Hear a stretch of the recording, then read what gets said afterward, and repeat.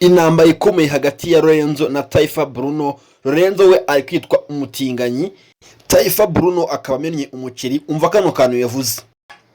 Ubwawe Lorenzo uravuga ngo amagambo nakoresheje ngateye ngisesemi.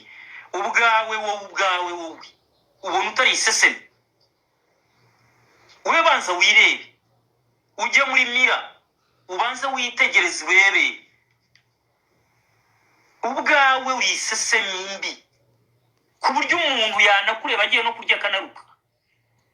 Iyumvire ibyo Lorenzo yavuze byatumye uwitwa Taifa Bruno ababara cyane, bigatuma atangaza ibintu bikabije cyane, amwita umutinganyi kubera atagira ubwanwa. Ariko umuntu wabaye umunyamakuru wa siporo mukuru wubatse, uzabyara umukobwa cyangwa umufite cyangwa uzabyara umwana w'umukobwa, wubatse ufite umugore n'abana, ikintu nka kiriya kimusohotsemo kiba giteye iseseme, kiba gikojeje ikimwaro, giteye iseseme, kiba gikojeje ikimwaro. Urumva ko bikaze. Ubundi byatangiye uwitwa Taifa Bruno akotinze umunyamakuru wa Sike FM ukorana na Lorenzo Musangamfura. Ubwo ndavuga umukobwa wa Sam Karenzi ukora nyine mu kiganiro cyo mu gitondo gikorerwamo imyidagaduro n'ibindi ibinyamakuru yagiye byandika hara kuri Sike FM. Reka twumve ibyo uwitwa Bruno Taifa yavuze kuri uyu mukobwa wo muri Sike FM ukorana na Lorenzo. Ibyo yamutangajeho byatumye uwitwa Lorenzo arakara, bigatuma amena umuci cyangwa se akavuga amagambo aremereye ariyo yasembuye uwitwa Taifa Bruno kugira ngo izi saga zose zibe zihari. Reka twumve ibyo Taifa Bruno yari yatangaje kuri uwo mukobwa. Umuntu w'umukobwa, umuntu w'umunyamakuru wakabaye ahubwo ari we uvuga ati nyamuneka bigire gute. Ariko niba nkunda rubyino abari imbere ya shebuja arerembura amaso yigira gutya, yireremburisha wagira ngo nadera mukasi niba undi ngo wasomye wisiki kamucurangura. Please adera mukasine, attention.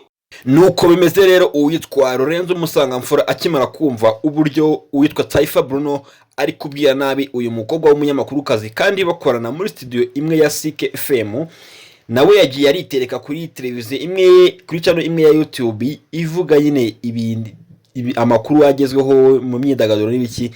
Nawe aritereka ajyaho aratangaza, aravuga ati ateye isesemi.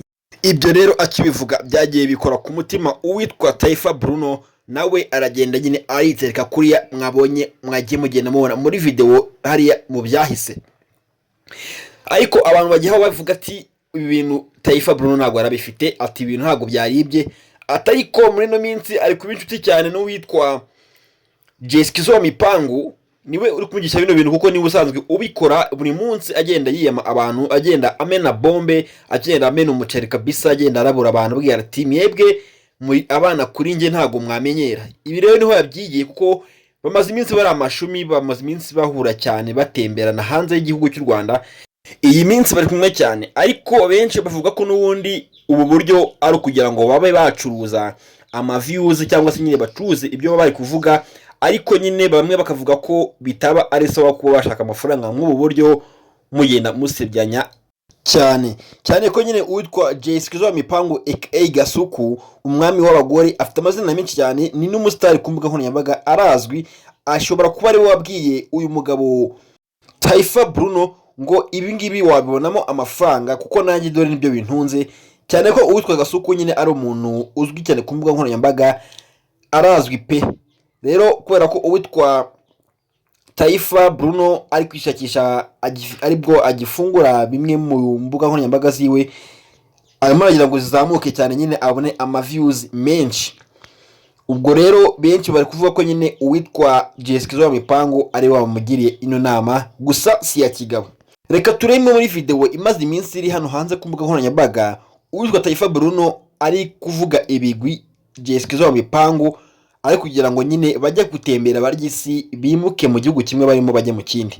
Kuko icyo gihe uwitwa Taifa Bruno niwe wahaye tike y'indege Jessica Mipangu ngo amusange aho yarari. Icyo sinzi ko mutara mu bita Gasuku Mipangu ikigendanye n'itike y'indege, sinzi ko uyu mutara mu kabisa yabonye itike y'indege kuko Gasuku sinzi kaza tu.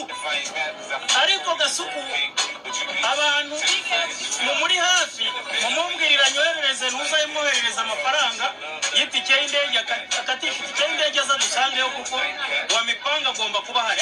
Uwo rero ni Taifa wamaze kuba yaba iciro ry'imigani hano ku mihanda kabisa, ku mbuga nkoranyambaga hose, bavuga ati se umuntu w'umugabo aragenda agashukwa n'umwana w'ejo bundi, cyane ko Taifa Bruno yabaye umunyamakuru wa City Radio igihe kirekire mu bijyanye n'imikino, ariko akaba ari kugenda yanduranya ku mbuga nkoranyambaga mu biganiro budashinga bwa fake, bavuga ati ibi ngibi ntabwo ari ubugabo kabisa, ati ahubwo ni ubwana, ati nawe imitekerereze yiwe iri hasi.